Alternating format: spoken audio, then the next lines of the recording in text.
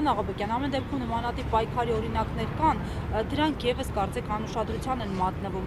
Հաջորդիվ ինչ եք այսպես ասած պլանավորում, նախաձեռնում, այսպիսի բողոքի ակցիաներ արվեցին նաեւ վերջերս մարտի 20-ին, թեև ինչքանով ես տեղյակ եմ, այս ակցիան կապ չունի արցախցիների իրավունքների պաշտպանության խորհրդի ակցիայի հետ, ճիշտ է։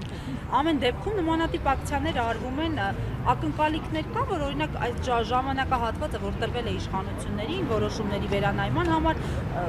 ի վերջո հարց կլուծի։ Ոչ մի ակնկալիք չկա, ավելին ես ներքին ինֆորմացիա ունեմ, որ որոշակի փակ շրջանակներում քննարկումներ գնացել է եւ իրենք սոցիալական ծրագրի որևէ փոփոխություն չեն ուզում իրականացնել։ Ինչ վերաբերում է իրավունքների մասին, այսօր իհարկե ընդհանրական են խոսում, որ հայցերի հետ քաշում է տեղի ունենալու, չեն մասնավորեցնում, թե այդ հայցերի հետ քաշում ասելով իրենք ինչի նկատի ունեն, չգիտեմ, բան չի, էլի հասարակական կազմակերպություն չի, որ ասի ես միջոցառում եմ կազմակերպել, ուզում եք եկեք, ուզում եք մի եկեք։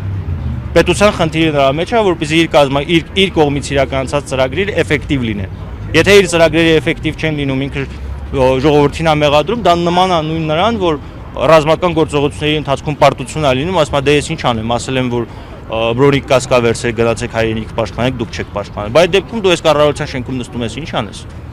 Եթե ժողովուրդը պետք է ինքնա, դե լավ անում, թող պատրաստվի։ Հիմա ամենավատը այն է, որ ինքը այդ ամեն ինչը անում է, հասարակությունը պետք է աչքերը բացի եւ հասկանա, որ հանրային ճնշումը իր բոլոր մեթոդներով, բոլոր հնարավոր իրավական սահմաններում գտնվող մեթոդներով մենակ այդ է էֆեկտ տալու։ Մացած տարբերակով ինչքան էլ 5000 հոգի հավաքվենք, 10000 հոգի հավաքվենք, ոչ մի բան չի լինելու, գործողություններ են պետք։ Գործողությունների միջոցով, որպեսզի ոնց որ ինքն է մեր կյանքը սևացնում,